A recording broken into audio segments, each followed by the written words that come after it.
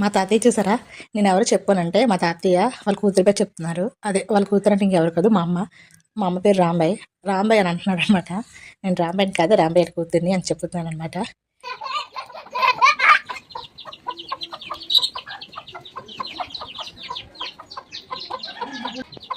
మా బుడ్డోడికి ఆ కోడి కావాలంట. వాడేదో దాన్ని ఆట వస్తువు అనుకుంటున్నాడు. దాన్ని పట్టుకోవడానికి వాడు విశ్వ ప్రయత్నాలన్నీ చేస్తున్నాడు అనమాట. గంట ఆడుకున్నాడు ఆ కోడితోటి. ఆ కోడి కూడా తెలిసిపోయినట్టుంది. ఇక్కడ కనుక ఏమన్నామంటే పిసికి పందిరేసేస్తాడు ఈ పిల్లడు అనుకుని ఎగిరిపోయాయి అనమాట. మా మామయ్య చాలా తెలివిటండి. వాళ్ళ నలుగురు కొడుకులకి 4 ఇల్లులు కట్టేశాడనమాట వరుసగా. లోన ఏ మీటింగ్ పెట్టుకున్నారో మనం కూడా చూసేద్దాం అనమాట. అదిగోండి మా పాప, మా మామయ్య. ఈవిడే మా అమ్మమ్మ. మా అమ్మమ్మ చనిపోయి 2 years అయిపోతుంది. వీరేనండి మా ఇలవేల్పు పాతపట్నం అమ్మవారు. మా అమ్మమ్మ ఉన్నప్పుడు ఈ ఘట్టాలను పూజించేవారు. ఇప్పటికీ మేము ఈ ఘట్టాలను ఇలానే పూజిస్తాం. ప్రతి సంవత్సరం పండగ తెచ్చి కొత్త ఘట్టాలు పెడుతూ ఉండేది మా అమ్మమ్మ. కానీ మా అమ్మమ్మ చనిపోయిన తర్వాత ఇప్పుడు 3 yearsకి ఒకసారి చేస్తున్నాం.